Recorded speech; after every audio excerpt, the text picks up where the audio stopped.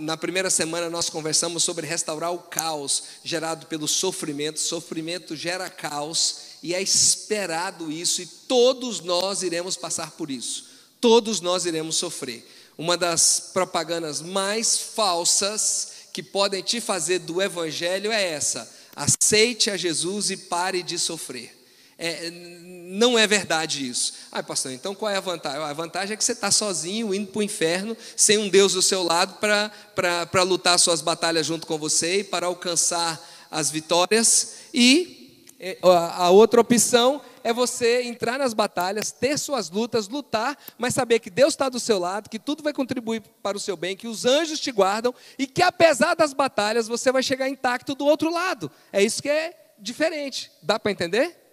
E sabendo ainda que a gente está indo para o céu, que temos a vida eterna. Então é muita diferença. Porém, não é verdade que o cristão não tem sofrimento.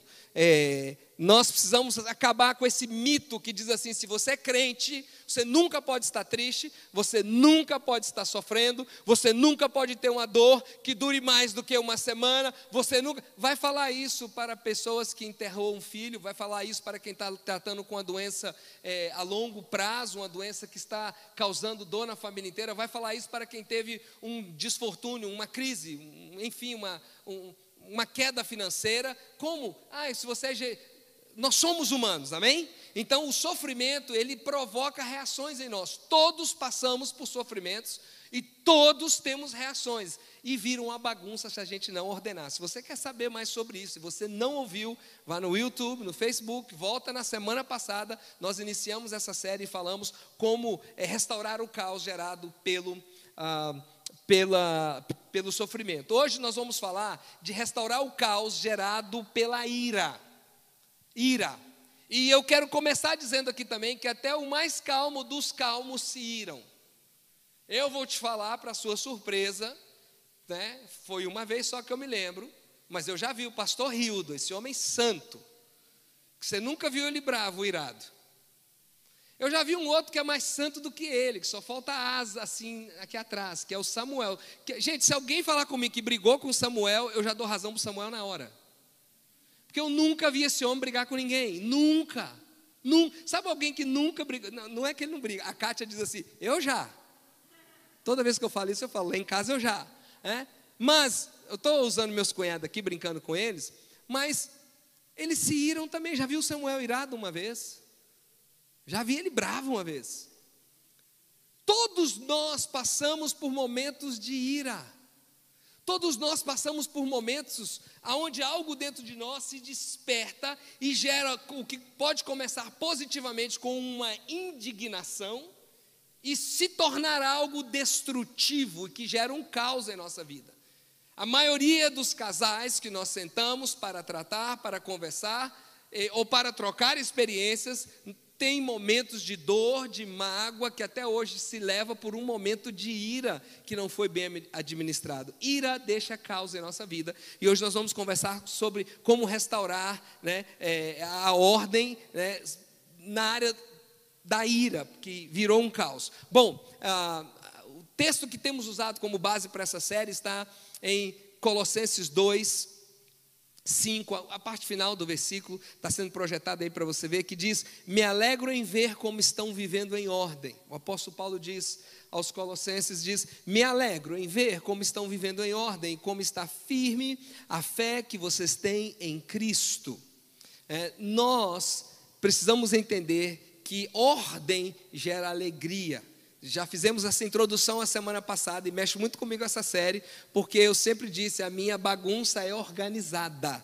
Eu sei onde estão as minhas coisas. Não arrume porque você aí bagunçou. E quanto mais velho eu vou ficando, mais isso vai me incomodando. E de uns anos para cá, mais e mais. E é uma luta particular, pessoal minha, de querer ordenar. Eu arrumo algo, daqui a pouco, uma semana eu volto, aquilo está desorganizado de novo. Tem alguém aqui que é parecido comigo? Ou é só eu? Mas graças a Deus, não passando vergonha sozinho. Aquilo está tudo desorganizado, e eu falo: meu Deus, eu vou ter que arrumar de novo esse negócio.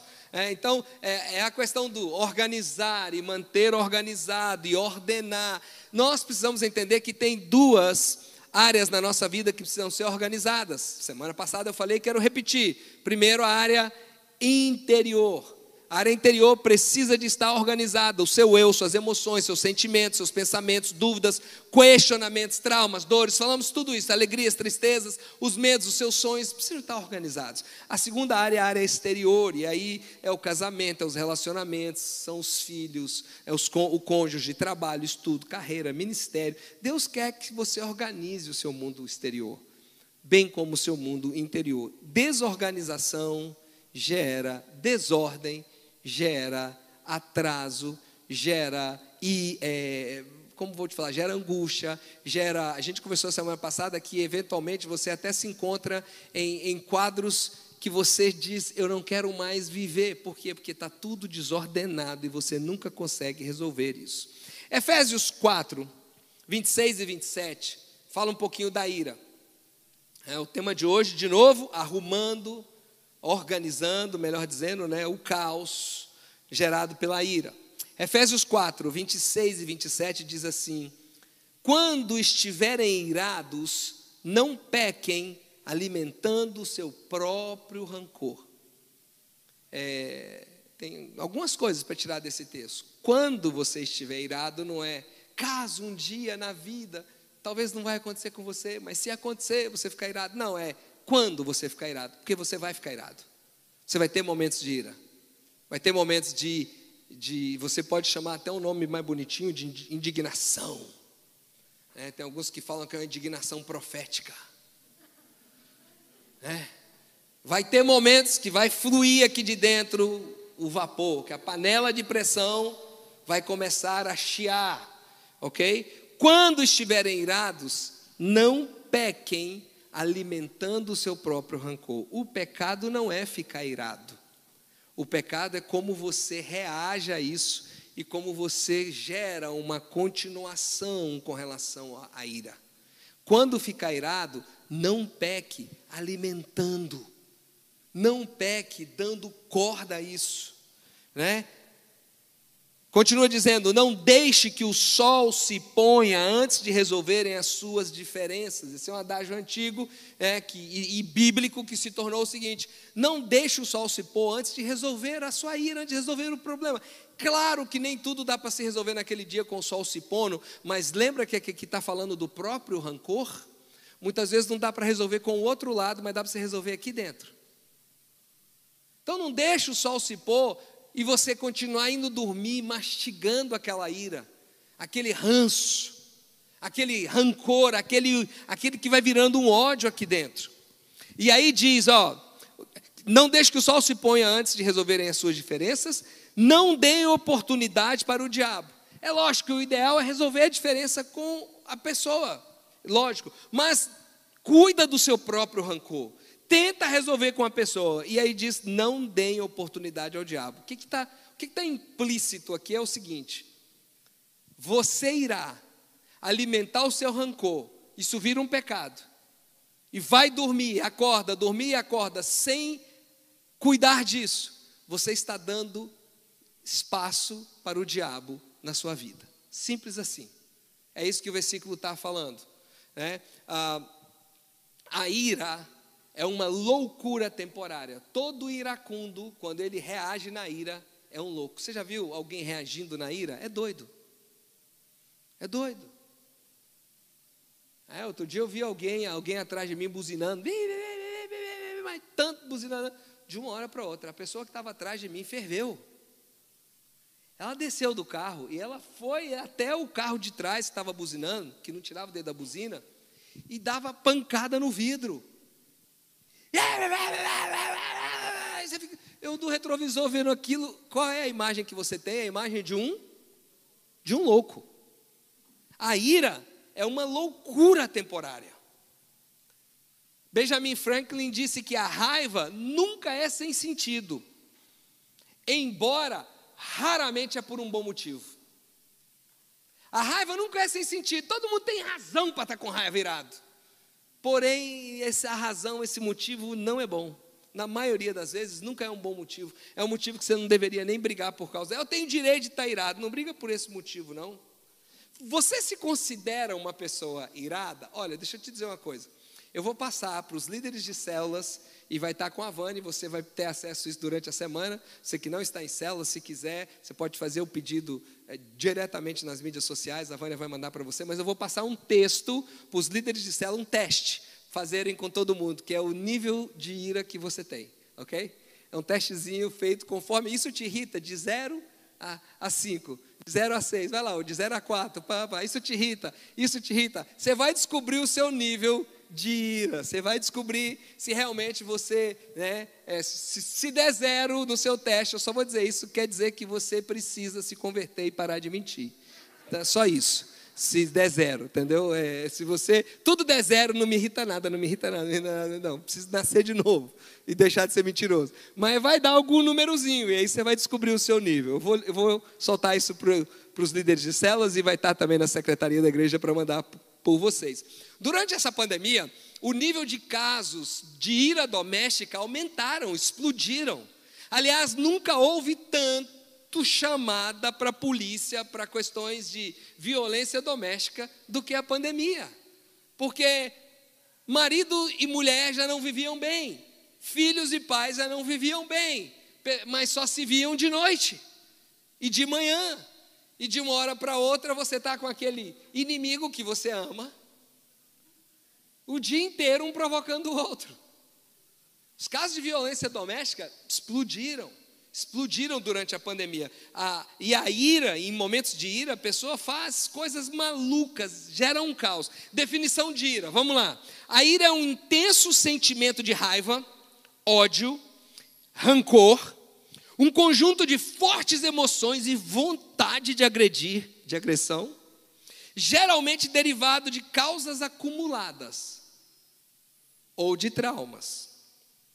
Pode ser visto como uma cólera, um sentimento de vingança, uma vontade frequentemente tida como incontrolável, dirigida a uma ou mais pessoas por qualquer tipo de ofensa ou insulto. Você vê como é eclética a ira, né? Ela vai dizer muita, enfim, é uma explosão forte de um sentimento ruim. Lá em Minas é um trem ruim que explode aqui dentro da gente. Sabe assim, é um negócio que é uma desilusão que explode por causa de uma desilusão, de um acontecimento inesperado, ruim, de uma inconformidade, de uma culpa. Quando surge a ira, somos tomados pela emoção de tal forma que perdemos a racionalidade. A gente ficamos é ótimo. É isso. A gente ficamos é pior do que nós fica, mas nós ficamos tomados assim, mas de verdade a gente não perde o juízo. Nos leva a cometer erro que nos arrependeremos por resto da nossa vida.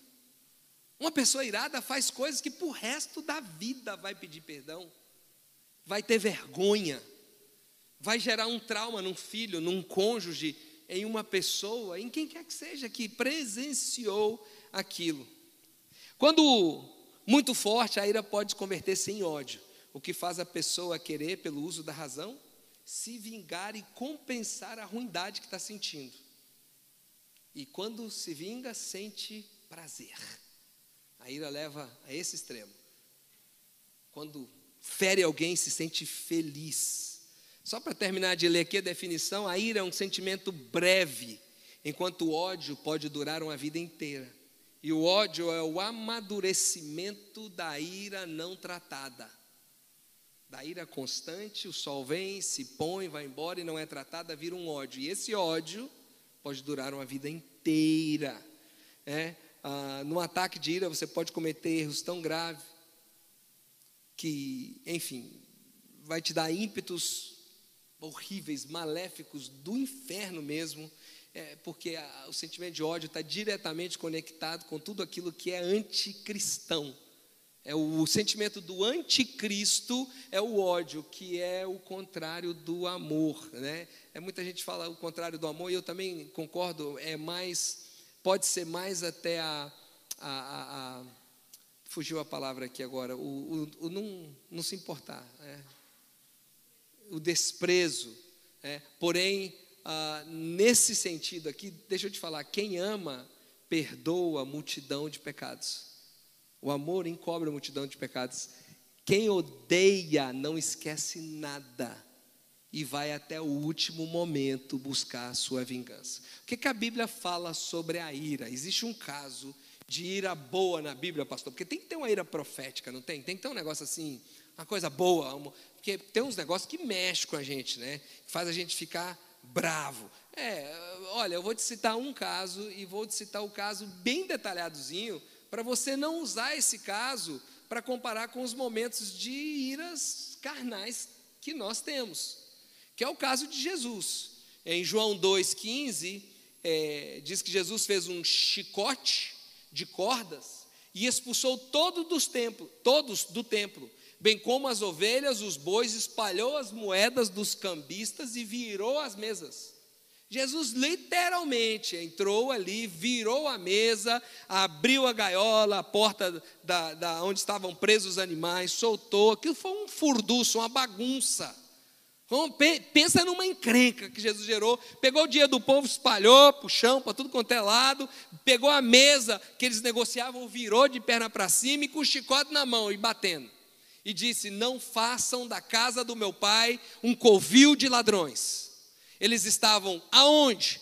Por que Jesus teve essa ira? Por que Jesus teve essa indignação, né? Havia uma injustiça sendo cometida. E essa injustiça, Jesus vê isso, literalmente, ele se indigna e ele se ira, e ele não pecou aqui. Irai-vos, mas não pequeis. Ele teve uma reação própria dele, como filho de Deus, como Messias, tinha que ter. Aqui não é local de vocês fazerem negócios. Tem um monte de crente bobinho, né? Até bem intencionado, mas sem conhecimento bíblico, bobinho, que quando tem livraria na igreja ou está vendendo algo para ajudar um missionário, vai dizendo: Jesus virou a mesa lá do povo, vendendo as coisas na igreja, que coisa feia, vocês estão pecando. Gente, vamos ler mais a Bíblia, vamos, né? Não tem nada a ver uma coisa com a outra. Tem nada a ver com vender uma sopa para ajudar na construção, não tem nada a ver com vender um livro para auxiliar as crianças, não tem nada a ver com isso, vender umas camisetas, nada a ver com isso. A questão aqui era o seguinte: pensa, as pessoas iam a Jerusalém adorar, e eles levavam animais para sacrificar. Havia judeus que iam, e detalhe, os gentios que adotaram a fé ao Deus de Israel também iam. Os gentios não entravam aonde os judeus entravam, mas eles podiam ficar lá fora, no pátio do templo. E no pátio do templo, na entrada ali do templo, era onde, ali fora, também eles poderiam dar suas ofertas. Todo mundo que ia ofertava, e havia um esquema de corrupção no meio dos religiosos. Sim, isso sempre existiu, isso não é da agora.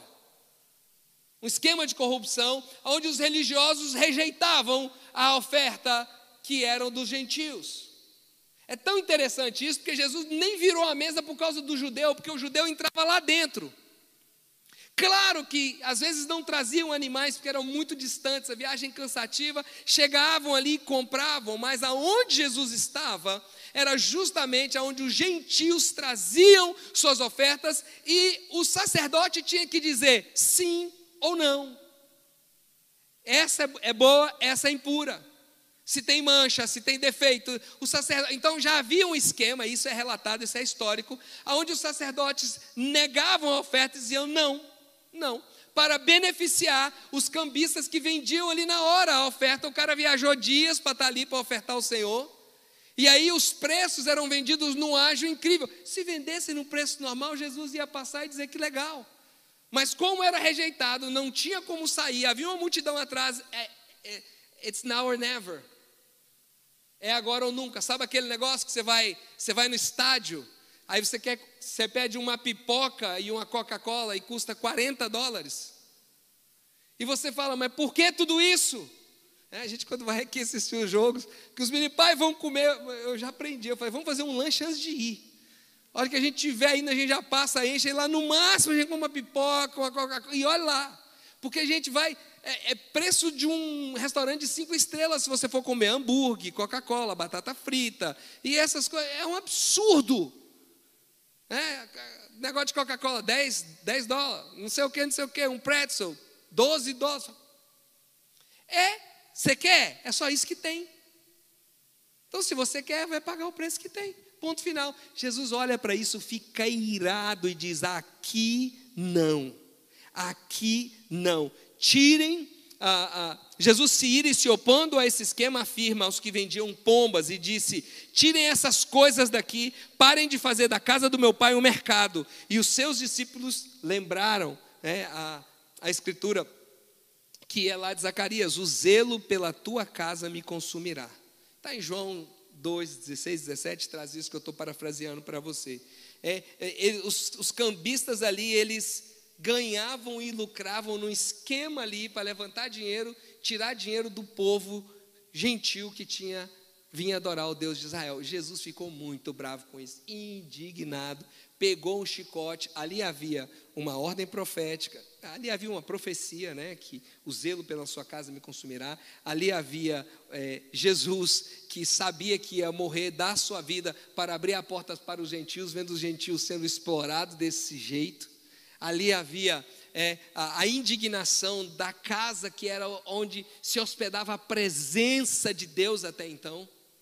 E dizendo: vocês estão transformando isso aqui em covil de ladrões, vocês estão fazendo isso aqui dentro, aqui é local de vocês fazerem isso. Então ali ele chutou o balde, literalmente. Jesus virou a mesa, e aí alguns de nós ficamos chateados com algum irmão, com alguém que falou alguma coisa, e a gente usa o versículo de Jesus para justificar a nossa ira, e porque a gente foi, igual Jesus, pastor? Jesus virou a mesa. Eu também fiquei bravo e dei um chute na porta do carro do irmão. Dei um soco na geladeira, furei a parede. Mas até Jesus passou por isso, pastor? Não dá para comparar, Nós estamos falando aqui de duas coisas completamente. Então existe a ira construtiva que você vê no caso de Jesus, que é uma indignação. Tem muita gente hoje brincando de igreja e brincando com a igreja. Volta e meia eu escuto histórias de pessoas que se reúnem dentro da igreja para passar golpe. Passa golpe nessa igreja, vai para outra igreja, passa golpe nessa igreja, começa a fazer reuniãozinho. Vou dizer muito claro aqui, tá? Reunião, consórcio, não sei o quê, investimento mirabolante que vai dar um retorno que nunca ninguém pensou antes. Vai todo mundo perder dinheiro e os seus recursos. E depois ainda culpa, foi lá na igreja que me fizeram. Não tem nada a ver com a igreja. Aprenda a abrir os olhos e ver quem se aproveita da igreja, quem quer fazer negócios na igreja, quem quer se aproveitar da fé dos irmãos, que estão dispostos a acreditar mais, sabe? Porque parece assim, a gente é irmão, Eu não ia me dar o tombo. Tem irmão que vende e compra do outro irmão e eles não assinam nada. Não fazem um contrato. Emprestam dinheiro sem nem assinar nada. Volta e meia vem parar no meu consultório. Meu consultório é ótimo. No meu escritório. Hoje está. Volta e meia vem parar no meu escritório. Pastor, fulano me vendeu e não entregou. E não sei. Cadê o contrato? Mas precisa de fazer contrato, é irmão em Cristo. Está aí a resposta, você já me respondeu.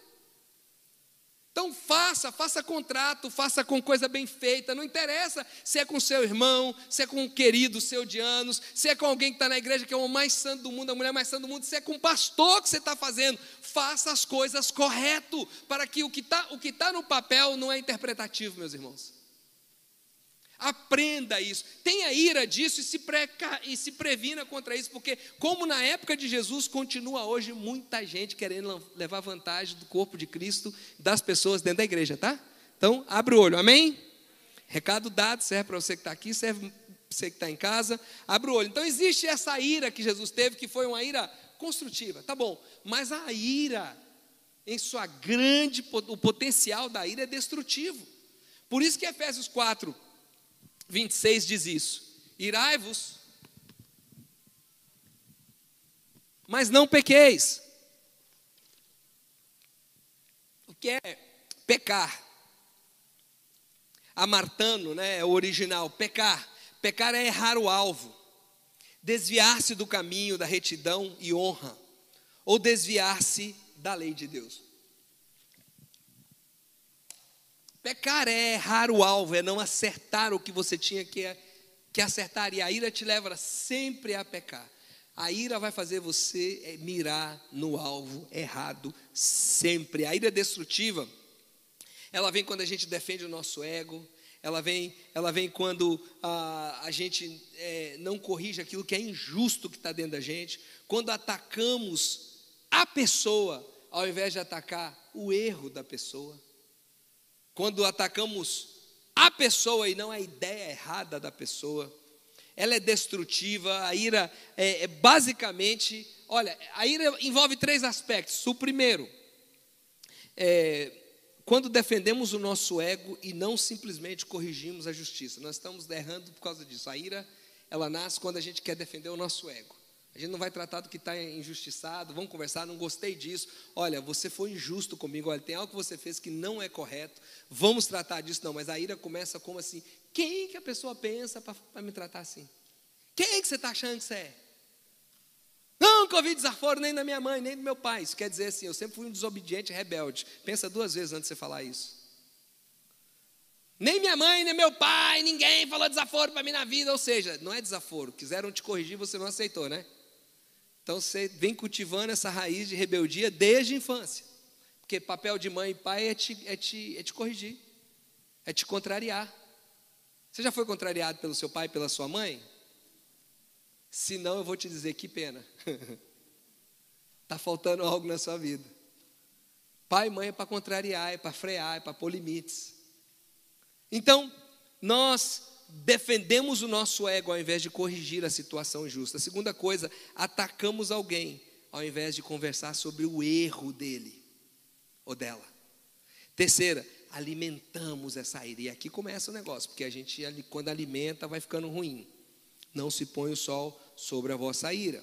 Evite essa ira destrutiva, sabe? Não aumente sua ira, não dá corda.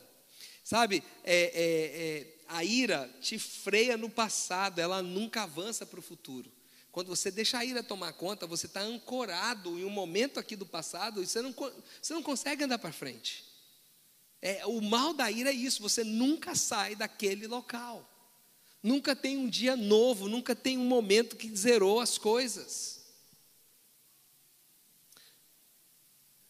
Cuide dos seus pensamentos.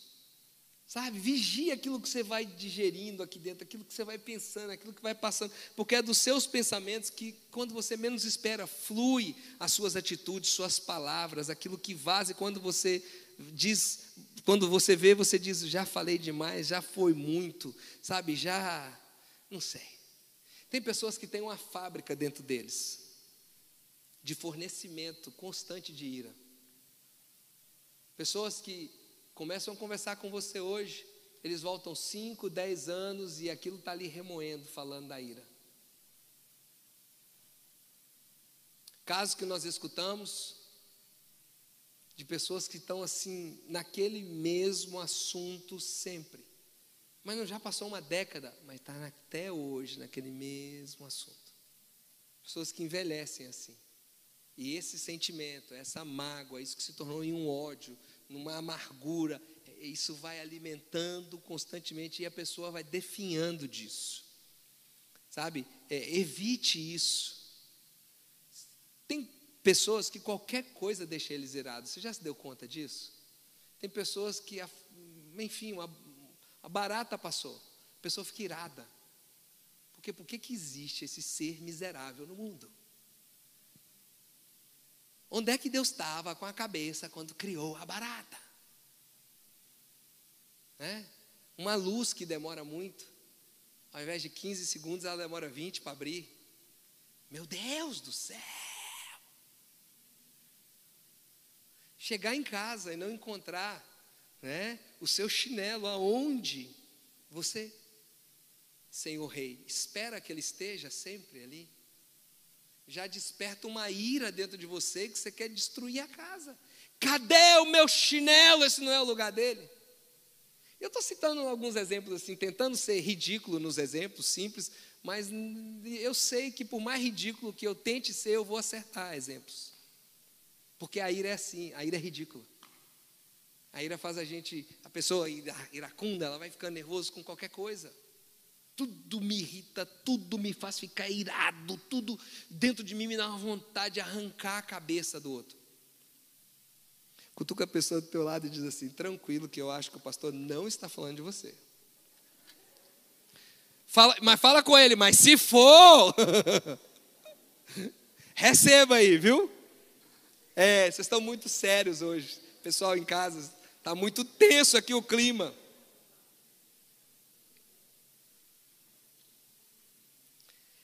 Não alimente a sua ira, mas faça uma outra coisa, não reclame.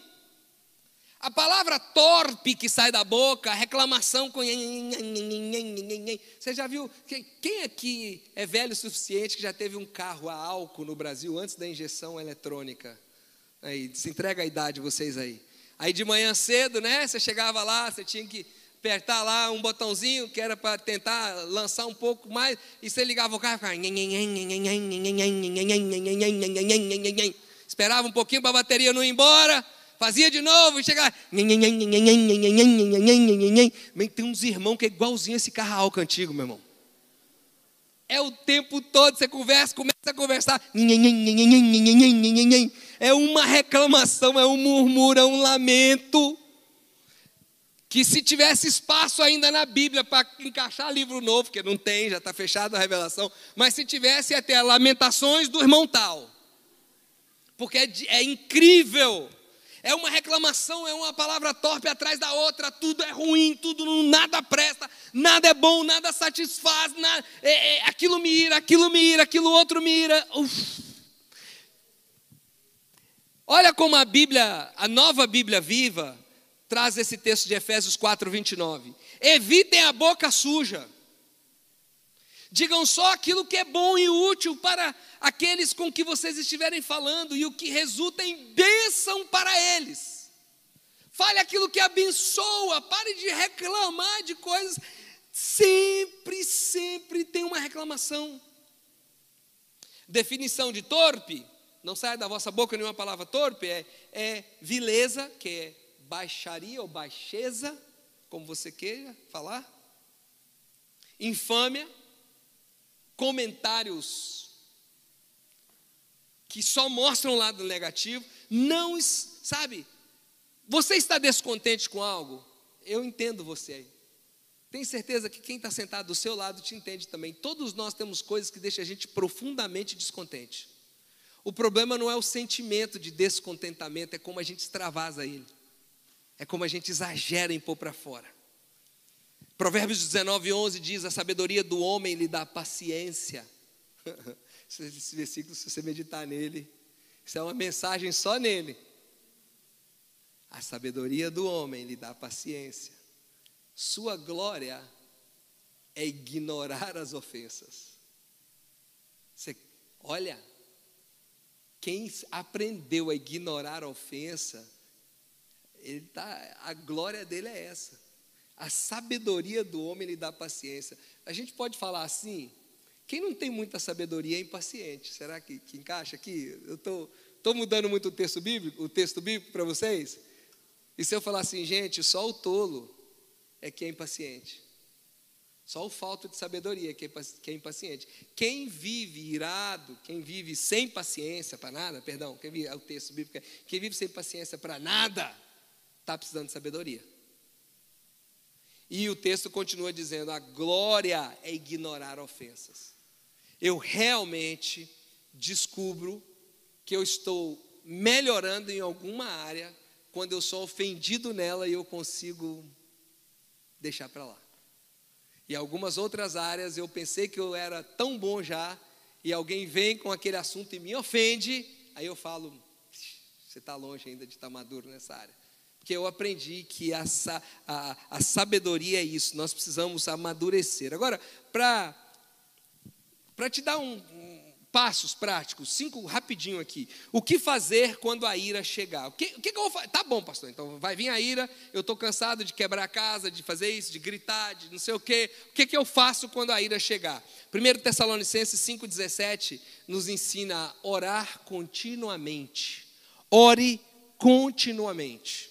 Ore em todo o tempo, ore sem cessar. Suas emoções nem sempre vão te dizer a verdade. Por isso, se você começa a ter o seu humor alterado por algo, você deve buscar o recurso da oração imediatamente. Porque na oração você vai ouvir de Deus a realidade que o seu humor, a sua mente nervosa, as suas emoções afetadas não estão te contando.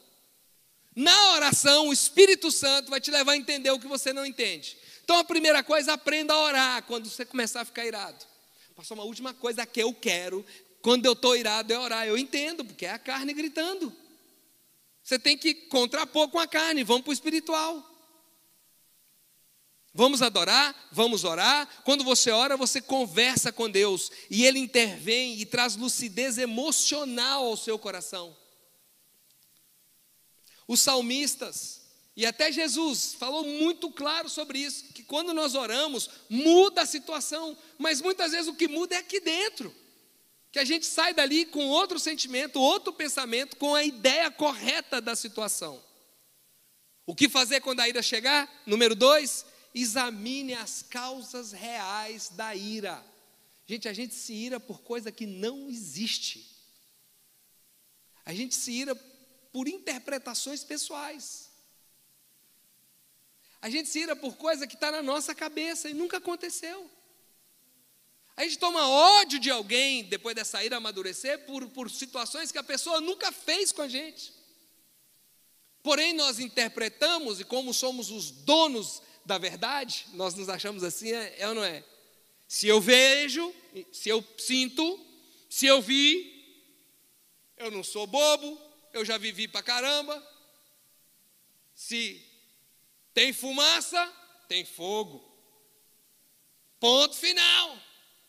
Se eu sentir 10%, eu tenho certeza que tem os outros 90% ali, porque eu tenho experiência. A gente comete tanta tonteria nisso, sem realmente analisar as coisas reais. Muitas vezes o problema está dentro de nós. Por isso que o salmista diz no Salmo 139, 24, ele diz assim: vê se há em minha conduta algo que te ofende, dirige-me pelo caminho eterno. Essa search me, sonda-me, Senhor, analisa o meu coração, tem que ser constante. Porque a gente tem um coração que a gente não analisa o coração, não se entende, não se conhece, e vai guerreando e ficando irado com todo mundo que nunca brigou com a gente. Sabe que recentemente alguém disse para mim assim: nossa, fulano de tal, fala que vocês têm uma raiva dele, ou que você não gosta dele, que você não sei o que dele, que você não sei o que. Eu falei assim: fulano de quem? Fulano de tal. Conheço, mas tem nada absoluta. Fala que você persegue. Eu falei: nem sei. Desculpa, está vivo? E não é descaso, não, é simplesmente, não é realidade. As pessoas compram briga com a gente por causa de coisas que a gente não fez. Olha o mineirês vazando. Por causa de quê? As pessoas compram briga conosco por coisas que não fizemos. Vocês estão de acordo? Você já comprou briga com alguém e depois você viu que não era bem isso? Você se adiantou? Sim ou não? Na conversa, às vezes, a gente fala assim: porque é isso, o outro interrompe. Não é isso. Se tem espaço, o outro fala: mas peraí um minutinho, tá, irmão? Não era isso que eu ia dizer? Eu ia falar isso. Ah, tá. Não é bem assim. Toda ira tem uma origem, não é exatamente aquilo que estamos vendo, mas o que está por detrás. A chave para o crescimento pessoal é se autoconhecer, à luz da palavra de Deus e da oração, sabe? Nós precisamos buscar a Deus, nos conhecer. Não é o autoconhecimento humano, é o nosso autoconhecimento. Sabemos quem nós somos e quem Deus é em nós e o que Deus está fazendo em nós. O que fazer quando a ira chegar? Ponto 3, fuja dos confrontos não saudáveis. Gente, tem coisa que não vale a pena confrontar. Tem coisa que é doente, que não vai resolver. Essa é outra coisa de sabedoria. Tem situações que você já aprendeu que não vai dar em nada. Então, para que discutir? Não vai dar em nada porque você sabe que aqui, é importante você até falar assim: olha, essa situação aqui ficou pendente. Um dia nós vamos ter que conversar isso. mas eu não vou confrontar alguém que naquele momento só quer brigar. Se você vai confrontar um touro, você tem que ter duas coisas: um pano vermelho na mão e saber torear. Se você vai confrontar uma vaca recém-parida, né, Itamar, que sabe muito bem o que eu estou falando, você tem que ter perna para correr, porque ela vai atrás de você com força. Se você vai confrontar alguém que está espumando o cano da boca, não, mas você vai, senta aí que agora você vai ouvir umas verdades. Ela não vai ouvir as verdades e vai ter mais uma briga ainda. Então aprenda o momento certo de confrontar e fuja dos confrontos não saudáveis. Gente, aprenda a ter um relacionamento correto com o inimigo. Olha, Romanos 12, 20 diz assim: pelo contrário, se o seu inimigo tiver fome, dá-lhe de comer. Se ele tiver sede, dá-lhe de beber. Fazendo isso, você amontoará brasas vivas sobre a cabeça dele. Quando a pessoa está assim, sabe? O veneno escorrega assim no canto da boca, né? Panela de pressão, a tampa da pessoa. E você está sabendo que você está certo. Ceda. Você vai amontoar brasas. Esse termo quer dizer o seguinte: você vai fazer a pessoa pensar diferente. Você vai lucrar com isso. Você vai, de uma maneira ou de outra, esquentar a cabeça da pessoa, mas é no sentido de fazê-lo pensar de novo, reanalisar a situação.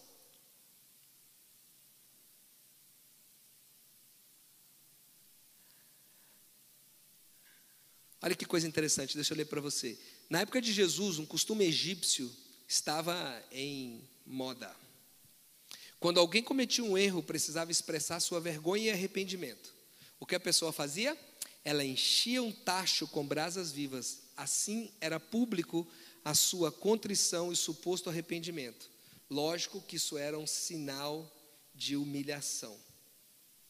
O que Jesus ensina é falar assim: você quer juntar brasas? Ame o seu inimigo. Sabe, você está amontoando brasa sobre a cabeça dele. A vergonha dessa pessoa ficará tão visível que todos notarão. Se quem avança com você para brigar, você responde de forma mansa, quem vai passar vergonha é o outro lado. Eu acho que se você tem muita crise de ira, se você é considerado médio alto no quesito ira, adote esse hashtag, cansei de passar vergonha.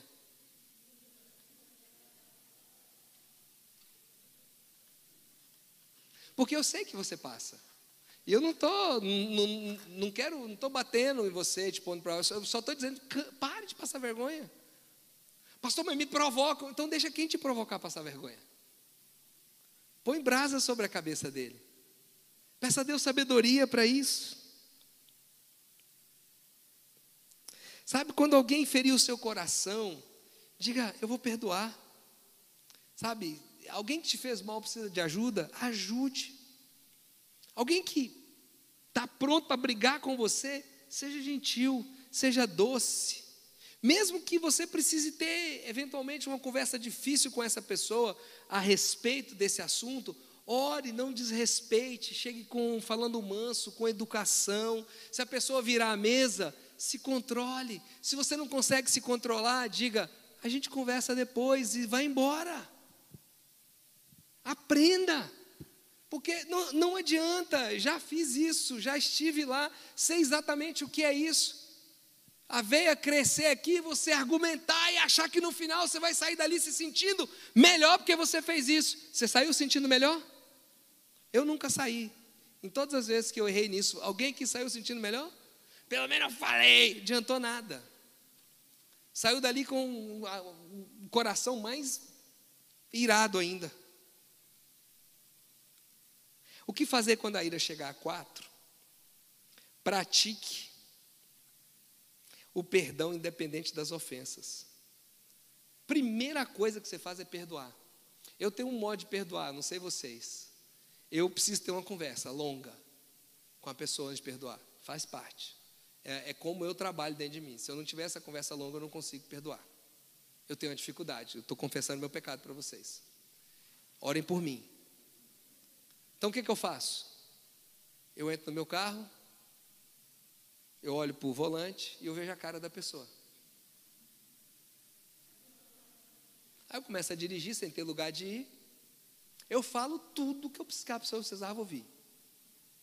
Mas eu acabo com ela. Põe para fora. Depois eu peço perdão para ela pelas coisas demasiadas que eu falei. É isso, eu sei que isso aqui eu forcei a barra, que não é bem assim. Depois eu fico com o coração pesado diante de Deus, que eu falo assim, meu Deus, eu falei muita coisa que devia falar, eu peço perdão a Deus. A pessoa não está sabendo de nada disso. Aí depois eu perdoo ela.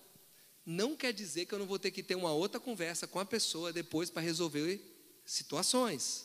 A gente é humano, mas não tem mais ódio, não tem mais ira, não quero matar, não quero arrancar da minha vida, não quero destruir, não quero mal, não quero vingança, não quero ira, não quero nada. Quero, se possível, na hora que der, conversar, porque não ficou legal, para a gente consertar. Mas deito e durma em paz. Gente, é tão bom você deitar no travesseiro e não ter ira de ninguém no seu coração. Eu te contei uma rotina minha normal, mas nem sempre é assim. Às vezes eu passo um mês conversando com o volante do meu carro.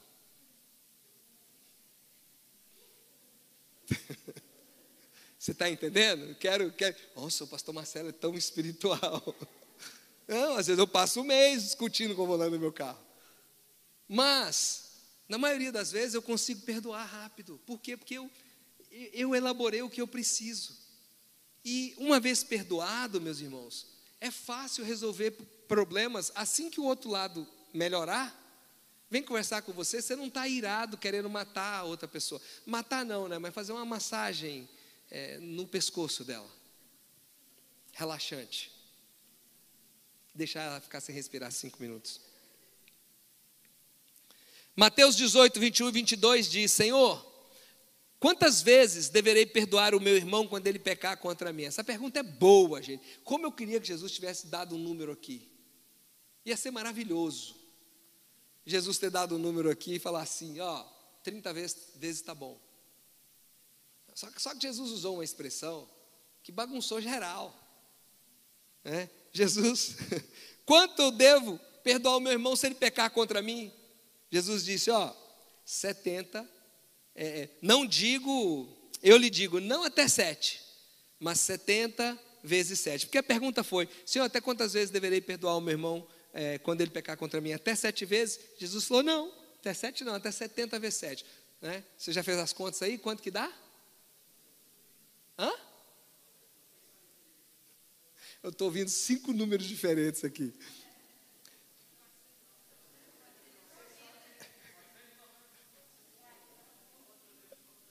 Ok, eu já vi aqui os... Ok, escute algo. Tem gente que faz os números, prova dos 9 e anota, e não é isso que Jesus está dizendo.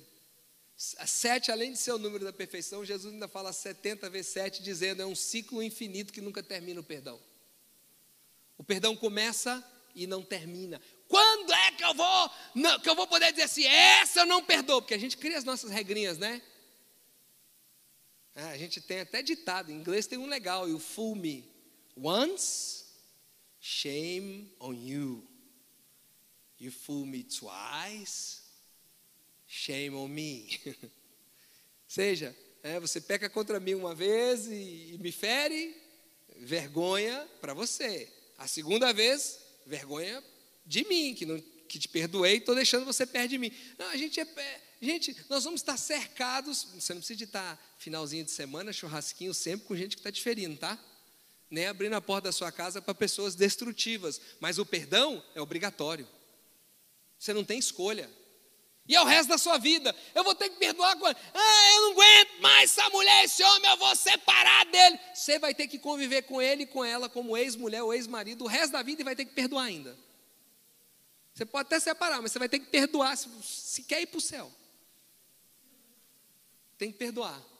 Eu não perdoo, aí é outra história, mas quem quer ir para o céu vai ter que perdoar. Quando você não perdoa, além da ira tomar conta do seu coração, ela faz com que você escravize pessoas na sua alma. Você passa a ser influenciado por essas pessoas presas em você. É uma coisa tão incrível que a pessoa nem lembra que você existe mais. Ela seguiu o caminho nela, literalmente te ignorou porque cansou da sua ira, e você acorda e toma café e janta e almoça com essa pessoa todo dia. Você não veste uma roupa, ou veste, por causa da pessoa. Você faz algo ou não faz por causa daquela pessoa que não está nem lembrando que você existe mais na face da terra. Você carrega um saco atrás de você. É um laço. Você é escravo daquela pessoa que não quer te escravizar.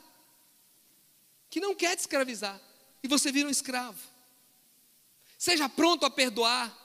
É o primeiro e grande antídoto contra a ira. Perdoe, perdoe. Não quer dizer que não vai ficar um gostinho ruim na garganta. Eu já falei isso 10 vezes, vou repetir. Não quer dizer que não vai ficar um gostinho ruim na garganta, na sua mente, aquele negocinho. Eu preciso sentar e conversar. Mas quando você sentar e conversar, você vai ser cortês, educado, você vai esperar o tempo da pessoa, vocês vão sentar para resolver. Você não vai ali para ter um ataque de ira e de loucura. Vocês estão entendendo? Porque você já perdoou. Perdoar é construir uma ponte que um dia a gente vai passar por ela, um dia passaremos. Perdoar é construir uma ponte que a gente mesmo vai cruzar.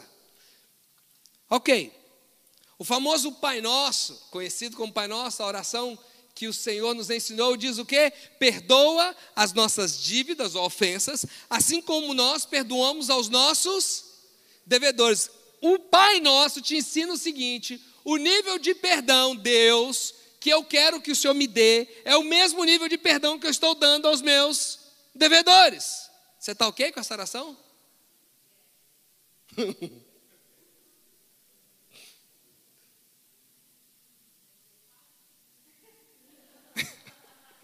Eu entendo a vontade de dizer, porque a gente lembra de um ou dois casos que a gente fez assim, e fala, yes, eu estou. Aí você lembra de mais uns outros que não foi assim, você fala assim, não.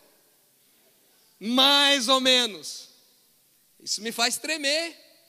Perdoa as minhas dívidas, Senhor, do mesmo jeitinho que eu perdoo quem me ofende.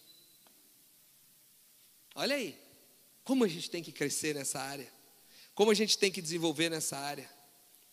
Eu vou pular aqui um pouquinho, eu quero ir para o ponto 5, que diz o seguinte: o que fazer quando a ira chegar? Aqui vamos terminar. Ame a todos de maneira incondicional. Deixa eu te dizer uma coisa: amar não é aquele sentimento, sabe? Que a pessoa fala assim, ele é tão amoroso, porque ele está sempre, oi querida, oi querido, tudo bem, é educadinho, está sempre com um sorrisinho, está sempre... Isso não é amor não, gente, isso é educação, isso é conversa, tem gente que é todo queridinho por fora e por dentro, todo machucadinho. Demora, em uma situação ou outra vaza, eventualmente vaza. Mas não é aquela coisa, amor é perdoar ofensas. Amor é encobrir pecados. Amor é abraçar aquilo que não é abraçável. Amor é aceitar o inaceitável, é acolher aquilo que não deveria estar sendo acolhido. O resto, o que escapa disso, é simples recompensa para quem merece. Eu amo fulano porque fulano fez um trabalho excepcional. Eu amo meu filho porque ele tirou nota A na escola. Agora esse outro aqui que tirou F, eu vou trabalhar com ele, mas não estou amando muito. Não, o amor não muda por causa disso. O amor é incondicional. 1 Coríntios 13, 4 até o 8, vou só tirar um pouquinho aqui, está ali, quero que você medite em casa, né, do versículo 4 ao 8, a suma do amor, mas ali diz que o amor é paciente. O amor é paciente. Aos meus irmãos impacientes de plantão, você está precisando amar mais. Aquele que está sem paciência, está precisando de amor, de amar mais, porque o amor é paciente. Mas o amor tem limite, né, pastor? O amor tudo sofre.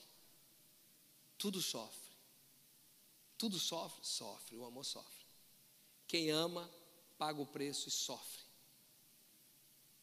Prova disso, vai na porta de uma cadeia onde estão detidos bandidos de alta periculosidade e veja ali o tudo sofre que uma mãe passa, que um familiar, pai, irmã, mas eu destaco mais as mães, passam para fazer uma visita. O que elas têm que se submeter para poder entrar lá dentro e ver o filho. Tudo sofre. Quem ama, sofre junto. Tudo espera. O que é isso? Primeiro, tudo crê. Tudo crê. Ele vê sempre que Deus vai fazer algo. Quando você ama, você se torna uma pessoa de fé. Puxa vida, eu já desisti dessa pessoa. Aí vem um com amor e fala assim, não, vamos crer mais um pouquinho. Não joga no lixo ainda não. Vamos esperar um pouquinho. E aí diz tudo espera, ou seja, ele espera que algo vai mudar. Tem esperança. O amor espera sempre que algo bom vai acontecer. Tudo suporta. Aguenta carregar. Quem ama, meu irmão, vira o Hulk. Vira Superman, vira Mulher Maravilha. Aguenta carregar. O amor nunca acaba, nunca perece, nunca tem fim. Eu quero... Bom, um desafio para você. A Bíblia diz que o amor nunca acaba.